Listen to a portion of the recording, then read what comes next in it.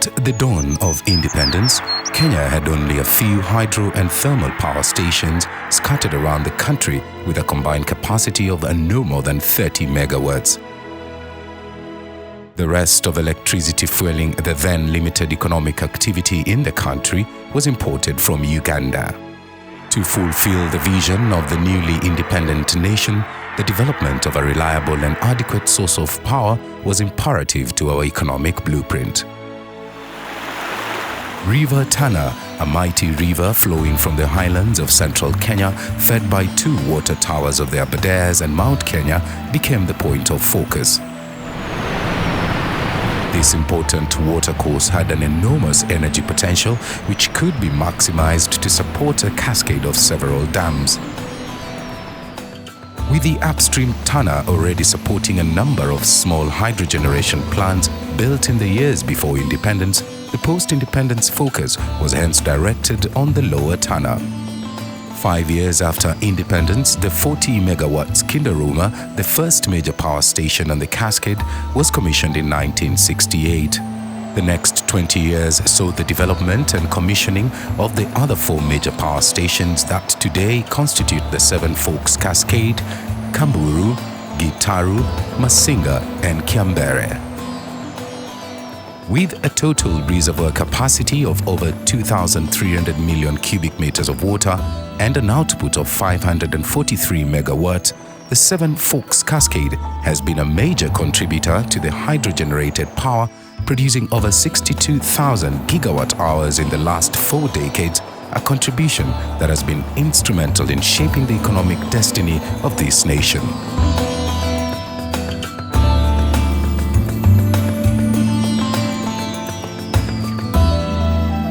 Masinga Dam is the main reservoir in the cascade with a capacity of 1.5 billion cubic liters of water, occupying a surface area of 120 square kilometers. The dam supports a fairly small generating plant with a capacity of 40 megawatts. To optimize on its reservoir capacity, plans are at an advanced stage to raise the dam wall by 1.5 meters in order to capture an additional 245 million cubic liters of water, equivalent to 90 gigawatt hours of energy. We still hope to raise Masinga at a cost of about $12 million. And although this will not increase in our capacity, it will at least increase on our energy reserves. Kamburu is the next reservoir on the cascade, generating 94.2 megawatts. It has a full supply level of 1,006.5 meters of water above sea level. The station was commissioned in 1974 and was the first underground power station in the complex. Kamburu also receives substantial inflows from River Thiba. Other generating stations downstream are Gitaru with a capacity of 225 megawatts, Kindaruma with a capacity of 44 megawatts, and Kiambere. Kiambere is currently the last dam on the Tana Cascade with 2 turbines that produce 72 megawatts of power each. There are, however, plans to raise this capacity to a total of 168 megawatts. Kamburu Dam is fed by the discharge of Masinga Dam as well as the Thiba River. It has a mechanical spillway with a gate that is capable of discharging 4,500 liters of water, which flows to the next power station, Gitaru. It has an installed capacity of 94 megawatt produced by 3 generators. With an installed capacity of 225 megawatts, Gitaru is the biggest power station in East Africa. The power produced here is transmitted to Kamburu substation for transmission to the national grid. The station was commissioned in 1978 with 2 machines producing 145 megawatts. A third 80 megawatts unit was added to the station in 1998. Gitaru station passes on the water to Kindaruma, the oldest power station in the complex. This 40 megawatt post-independence pioneer station will soon receive a third machine which will boost its output to 60 megawatts. Kiambere was developed as part of a plan to complete the Seven Forks Cascade. It is the last dam on the cascade and has 2 turbines that produce 72 megawatts of power each. There are ongoing plans to raise this capacity to 84 megawatts each through an optimization program.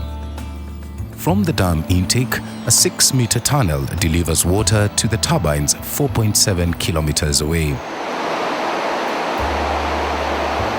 When the Seven Forks development started, it was also envisaged that farming and other economic activities would be spurred in the area through irrigation.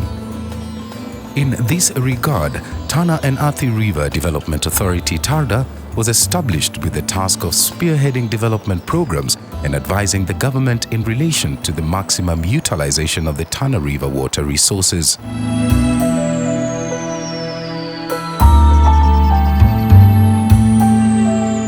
Apart from electricity production, the Seven Forks dams has over the years regulated the flow of the Tana, mitigating against both drought and destructive floods downstream.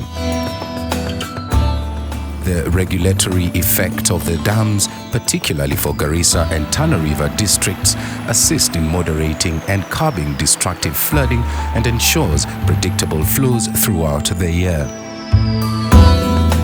The dams have on record impounded as much as over 100 million cubic meters of water in a single season before a spill at Kiambere from flows of between 1,200 to 1,600 cubic meters per second received at Masinga on several above-average rainy seasons. In such cases, the reservoirs were able to ease high-peak floods, acting as perfect flood control facilities.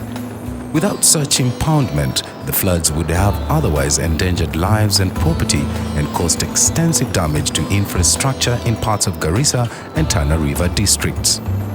The time it takes to fill the dams after the onset of heavy rainfall in the catchment also acts as an early warning period for downstream riparian regions, thus forestalling loss of lives and property. Kengen always sends an early warning to the downstream riparians whenever a spill from Kiambere is imminent. The Seven Forks dams may not, however, mitigate 100% against flooding in Lower Tana, as the cascade accounts on average for only 52% of the flow to the Lower Tana districts, with the rest of the flows coming from other major rivers such as Thusi, Ruguti, Nithi and other emanating from Meru, which are not regulated by the Seven Forks dams or other impoundments.